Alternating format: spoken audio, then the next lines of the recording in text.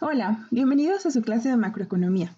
En la sesión de hoy vamos a aprender sobre dos métodos que se utilizan para hacer comparaciones del ingreso de los países en todo el mundo, para poder comparar el PIB en el mundo.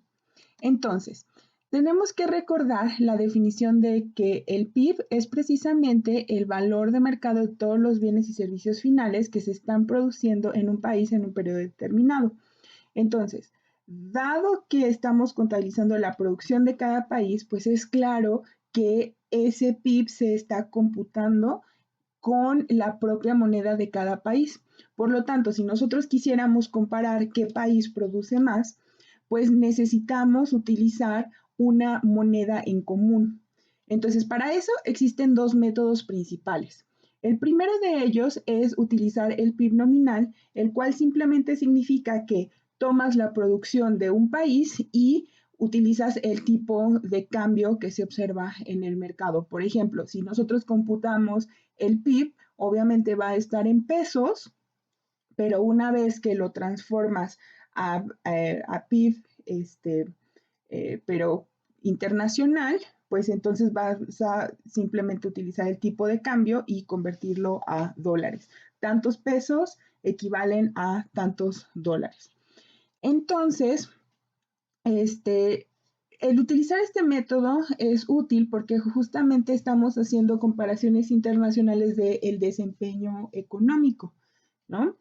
Pero tiene la desventaja de que al utilizar el tipo de cambio, pues no estamos tomando en consideración las diferencias en el costo de vida de los diferentes países, porque claramente los precios en México son más bajos que los precios en Estados Unidos. Además, cuando estamos utilizando el tipo de cambio, pues obviamente este tiene fluctuaciones a través del tiempo y por tanto eso implicaría que cada vez que hagas la conversión, pues te va a dar un número diferente. Entonces, en ocasiones, sobre todo cuando estás haciendo comparaciones de muchos países, pues esos tipos de cambio pueden ser lo suficientemente significativos como para que al categorizarlos o rankearlos, pues cambien de lugar, ¿no? Entonces, esto pues supone una desventaja precisamente porque no te está reflejando lo que está ocurriendo con la producción del país, o al menos lo está haciendo de una manera imperfecta. Entonces, el segundo método es utilizar o medir el PIB con la paridad del poder adquisitivo. Esto lo que significa es que vas a comparar las diferencias de vida entre los diferentes países.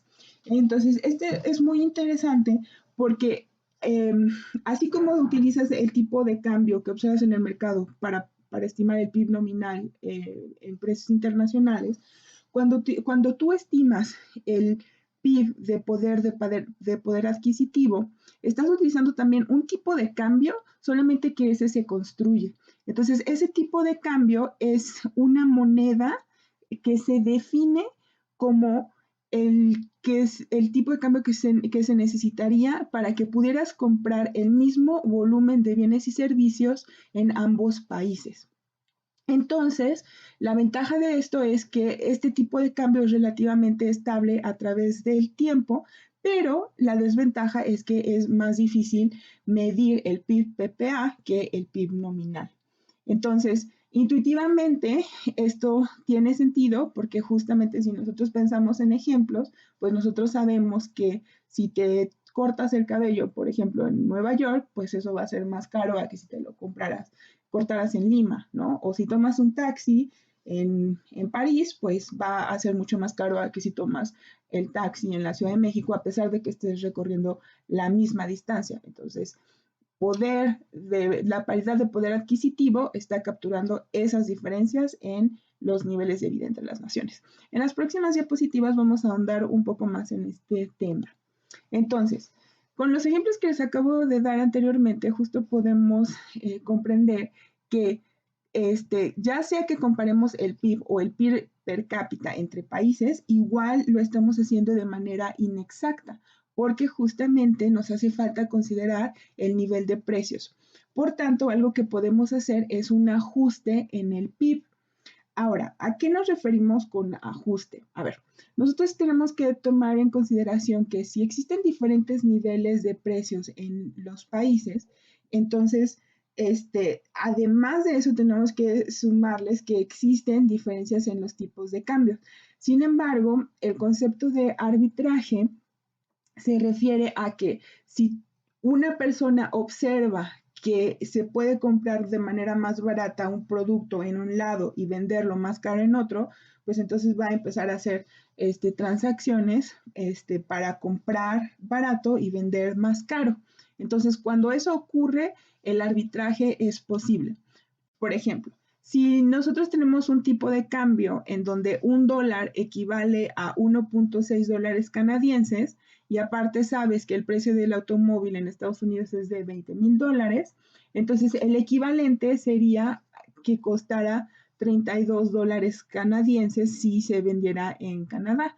Entonces, si los autos en Canadá fueran más baratos que 32,000 dólares canadienses, entonces algunas personas tendrían los incentivos para comprar los, eh, eh, los dólares por dólares canadienses y así mejor comprar el automóvil en Canadá. Entonces, arbitraje es simplemente eso, en palabras sencillas. Comprar barato y vender caro, y eso por supuesto que lo puedes hacer también con los tipos de cambio. Entonces, en general, la paridad de poder adquisitivo, si lo definimos, es la suma final de cantidades de bienes y servicios producidos en un país al valor monetario de un país de referencia. Entonces, intuitivamente es lo que les expliqué al principio, ¿no? Tienes que encontrar un tipo de cambio que te pueda comprar la misma cantidad de bienes o servicios en todos los países. Es decir, que no dé lugar a que exista este arbitraje. Entonces, por definición, estamos construyendo un tipo de cambio. La ventaja de la paridad de poder adquisitivo es que nos permite homogeneizar la medida del PIB para volverla comparable alrededor del mundo. Es decir, no solamente queremos saber a cuánto equivale, no sé, en euros el PIB de Alemania y perdón, no solamente nos basta saber a cuánto equivale la producción de Alemania que se produce en euros y convertirla a dólares, o la producción de México que se produce en pesos y convertirla a dólares y de esa manera compararla, sino que nosotros queremos ir más allá y saber que esa comparación está utilizando un tipo de cambio que nos permita saber de manera más clara las diferencias en la producción, ¿no? Entonces, el PIB-PPA está considerando las variaciones de precios alrededor del mundo, también elimina la variación de los tipos de cambio y por lo tanto, nosotros sabemos que si hay una apreciación o depreciación de la moneda, pues eso no necesariamente afecta al PPA de un país, ¿no? Porque por definición el PPA te está capturando el poder de compra, el poder adquisitivo. Entonces, el PIB-PPA sí considera las variaciones en la producción.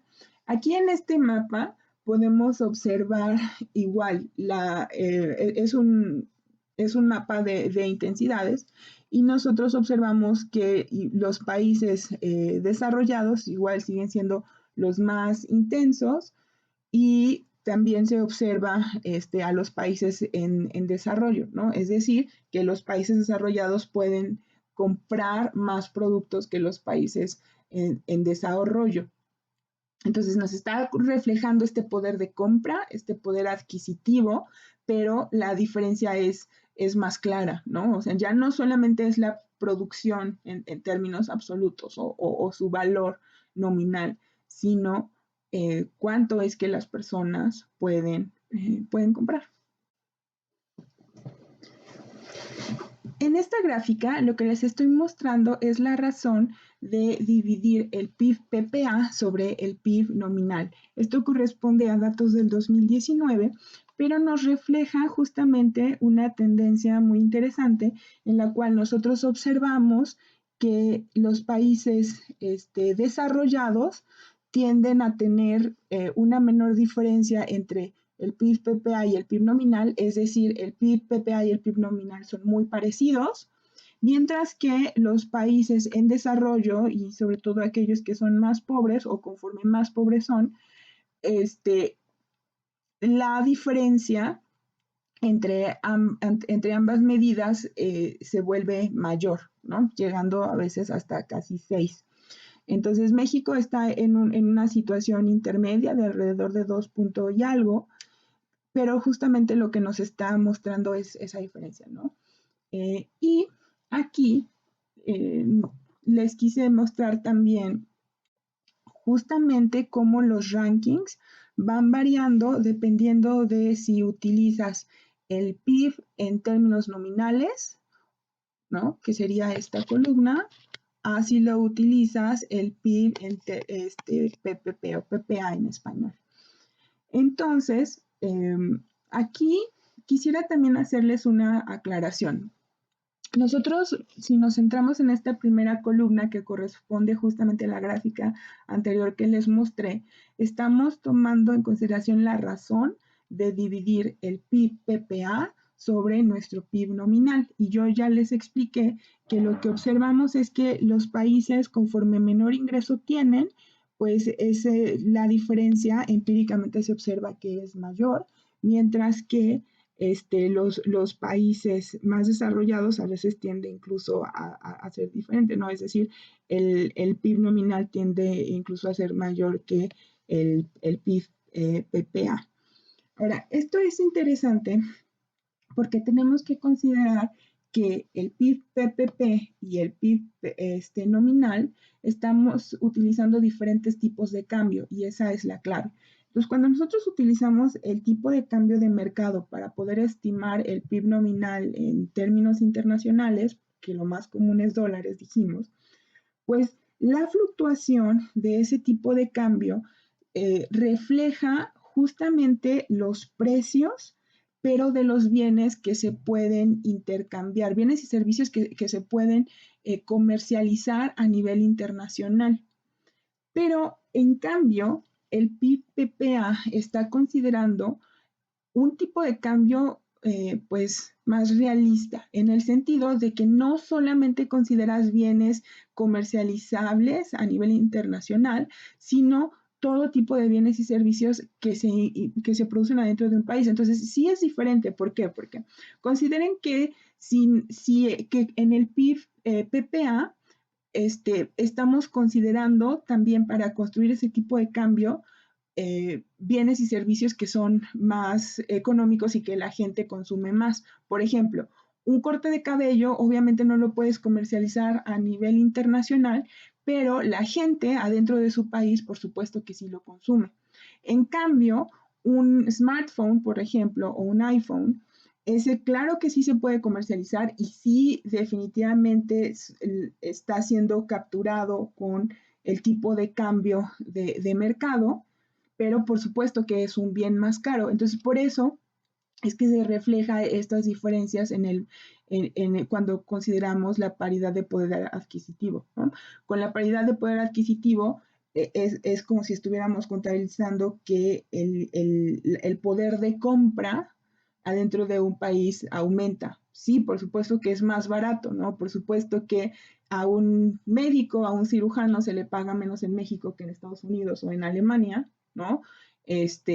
O cualquier tipo de salarios, pero eso no significa que las personas en México, por ejemplo, no puedan ir y pagar una consulta de médico, ¿no? Se está haciendo ese ajuste.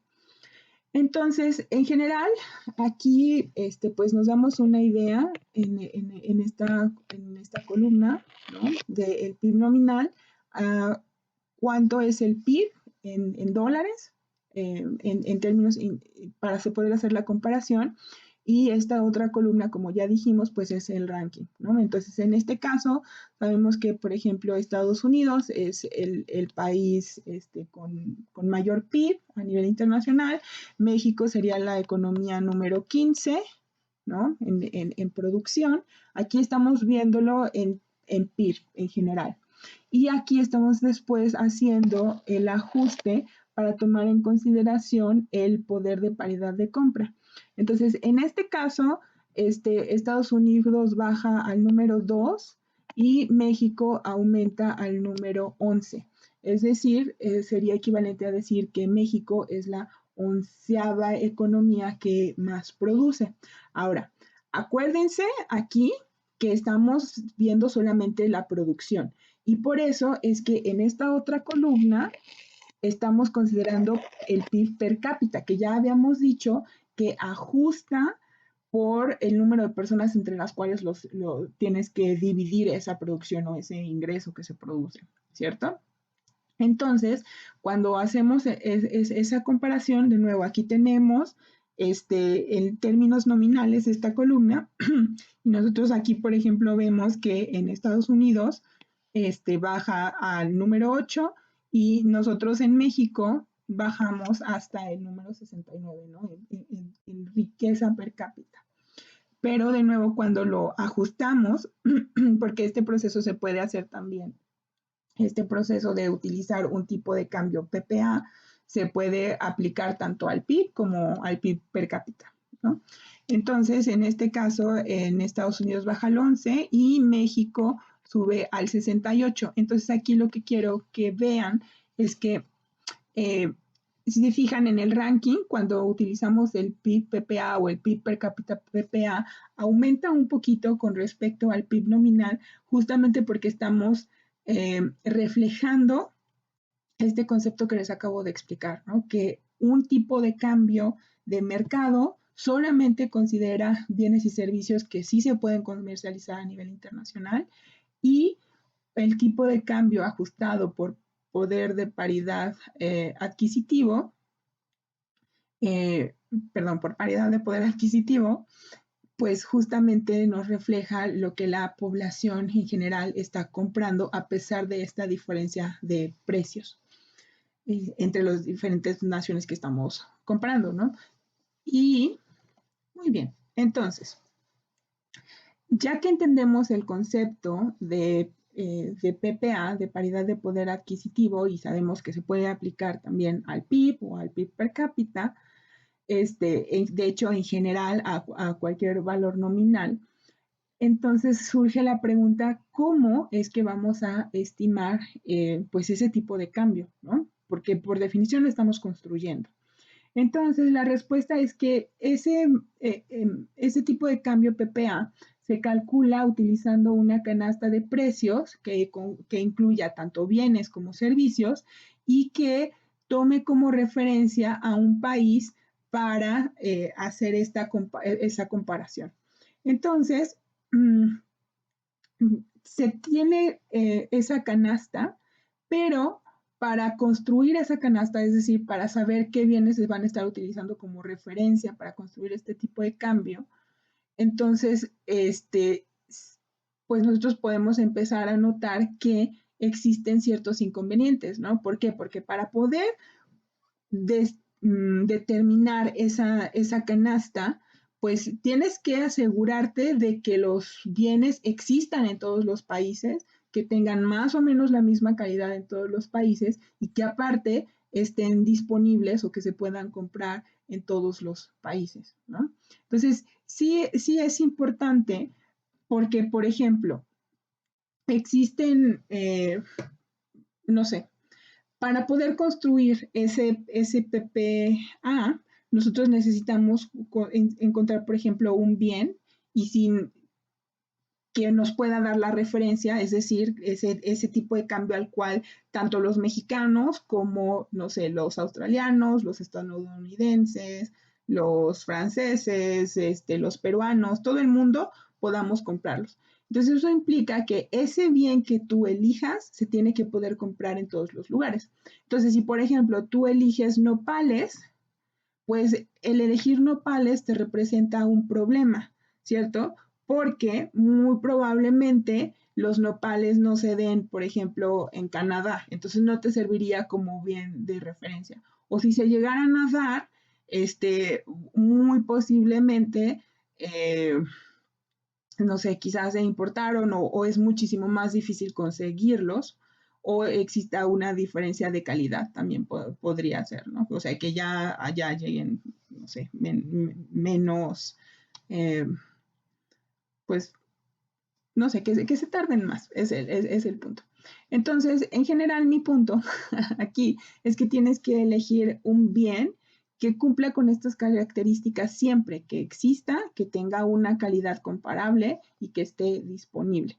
Entonces, esa canasta ustedes pueden investigarla en internet para ver usualmente qué bienes se consideran y ciertamente estar estimando este tipo de cambio PPA pues es más, toma más tiempo y de hecho existe un instituto que se especializa en eso, pero pues obviamente no se reporta de manera mensual o diaria, ¿no? Y eso si lo comparas con el tipo de cambio de mercado, pues por supuesto que el tipo de cambio se tiene a diario, ¿no? Se sabe cuánto vale exactamente.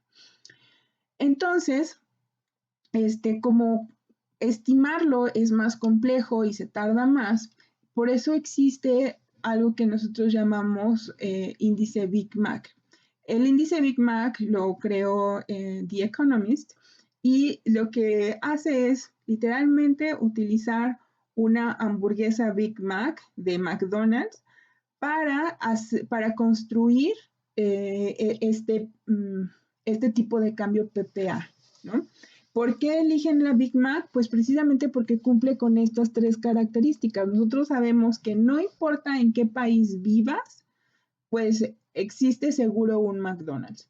Y la calidad, sabes que va a ser igual y tan va a ser igual que por definición esta cadena de hamburguesas tiene una forma de producir pues de manera masiva, ¿no? Y aparte establecen de antemano qué tipo de pan se va a llevar, cuánta carne va a tener, cuánta lechuga le vas a poner, cuánto jitomate, cuánta catsup, lo que sea.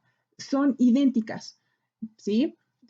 No solo porque es la misma empresa, sino porque tienen sus estándares adentro de esa empresa y es la definición de una Big Mac. Y con respecto a la disponibilidad, pues también, ¿no? Se sabe que eh, la gente la puede encontrar con relativa facilidad. Entonces, el índice Big Mac o este tipo de cambio PPA Big Mac corresponde al tipo de cambio que lograría que dicha hamburguesa costara lo mismo en Estados Unidos que en el extranjero. Entonces, de manera muy intuitiva, es como si fuera una guía que nos permite observar los precios de los insumos y de los bienes alrededor del mundo, pero siguiendo el precio de un producto específico. Es decir, con el índice Big Mac, a diferencia de tu índice PPA, estás construyendo un tipo de cambio que utiliza como referencia solamente un bien, una hamburguesa, y en cambio, en el tipo de cambio PPA, estás utilizando una canasta de bienes y servicios. Es decir, tienes muchos productos que de antemano ya checaste que cumplieran más o menos con esta definición. Existan, que tengan la misma calidad y que estén disponibles en todos los países a los cuales estás estimando ese tipo de cambio. Bueno, ya que estamos aclarando los conceptos, ahora vamos a aprender cómo es que se estima este índice Big Mac. Entonces, lo que se hace es una razón. Primero, vamos a tomar el precio de la Big Mac en la moneda 1 del país 1 y lo vamos a dividir sobre el precio de la Big Mac en la moneda del país 2. Esa razón va a ser justamente nuestro tipo de cambio. Entonces, repitiendo, primero, estimamos el índice Big Mac con esta fórmula. Segundo, comparamos con el tipo de cambio que prevalece en el mercado. Y tercero, comparamos el índice Big Mac con el tipo de cambio.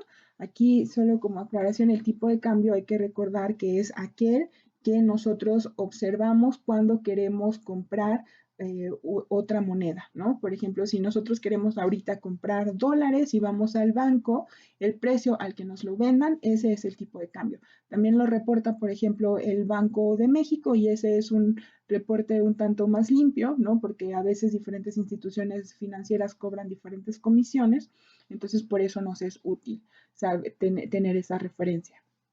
Entonces, la utilidad de comparar el índice Big Mac con el tipo de cambio es que nos da una idea de qué tan sobrevaluada o subvaluada está esa moneda. Lo que implica es que nos va a decir, por ejemplo, si el índice Big Mac es mayor al tipo de cambio, implica que nuestra moneda está sobrevaluada, es decir, que ese país en realidad tiene un poder adquisitivo mayor que lo que estaría reflejando el tipo de cambio. Por el contrario, si mi índice Big Mac es menor al tipo de cambio, eso lo que implica es que ese país tiene un poder adquisitivo menor al, de al del país 2, ¿no? Acuérdense que no es una razón, entonces estamos comparando países, ¿no? Entonces estaría diciendo que el país 1 tiene un poder adquisitivo menor con respecto al del país 2, de lo que se está reportando en el tipo de cambio de mercado. Eso es lo que nos está diciendo intuitivamente esto.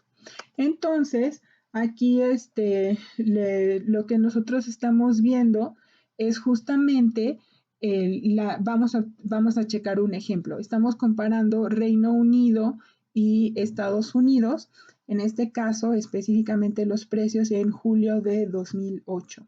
Entonces, en esta fecha nosotros observábamos que el precio de la Big Mac en Estados Unidos era de $3 con 57 centavos y el precio de la Big Mac en Reino Unido era de 2 libras con 29 centavos. Entonces, lo primero que vamos a hacer es, por supuesto, calcular nuestro índice Big Mac y eso lo que nos está indicando es la paridad de compra implícita entre ambos países, que sería de $1.56 por cada libra. ¿Cómo sacamos eso? Pues con la fórmula que acabamos de ver en esta diapositiva anterior.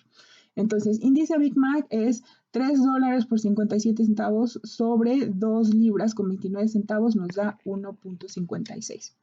Y en esa misma fecha, en julio de 2008, nosotros, si checábamos los datos, observábamos que $2 equivalían a 1 libra. Eso implica que nuestro tipo de cambio era de $2 por libra, es decir, de 2. Si nosotros hacemos esta comparación del índice Big Mac con respecto al tipo de cambio, entonces nosotros sabemos que el dólar, que es la moneda 1, está subvaluada con respecto a la libra, que es nuestra moneda número 2. Entonces, ya que nosotros sabemos que en este caso el dólar tenía un menor poder de compra con respecto al Reino Unido, dado el tipo de cambio observado, nosotros podríamos querer saber entonces de cuánto es esa diferencia. Y para poder saberlo vamos a utilizar nuestra fórmula de cambio porcentual que nosotros ya habíamos aprendido en clases anteriores, cómo es que se utiliza, ¿no? Queremos saber cuál es la diferencia entre dos números, pero en términos relativos, y cuando lo multiplicamos por 100, estamos convirtiendo esa razón en porcentaje.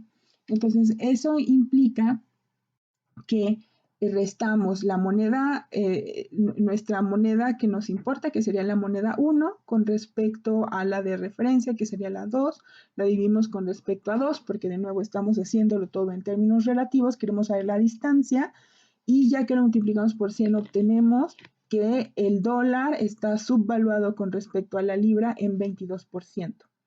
Ahora, aquí quiero hacerles también esta aclaración adicional, que si nosotros vemos que el dólar está subvaluado con respecto a la libra, pues por supuesto eso implica que la libra está sobrevaluada con respecto al dólar y podríamos hacer justamente la equivalencia contraria, ¿no? Si hacemos el cambio porcentual para saber por cuánto está sobrevaluado, entonces lo único que tendríamos que hacer es ahora al tipo de cambio observado restarle el 1.56 sobre 1.56, multiplicarlo, y eso es lo que nosotros sabemos, ¿no? Sabemos que la libra está sobrevaluada con respecto al dólar en un 28%. Entonces, en esta gráfica lo que les estoy poniendo es el índice Big Mac. Aquí yo ya les había dicho que The Economist es siempre quien hace este cómputo a nivel mundial para saber justamente o tener una idea de qué tan sobrevaluadas o subvaluadas están las monedas, que es lo que estamos observando en esta gráfica, ¿no? Esa formulita de cambio porcentual es lo que estamos observando en estos números y aquí tenemos la interpretación, ¿no? Si está subvaluada en más del 50%, serían números rojos. Si está sobrevaluada en estos rangos, pues va a ser la intensidad de nuestro color, ¿vale? Entonces, para México nosotros observamos que casi siempre está subvaluada.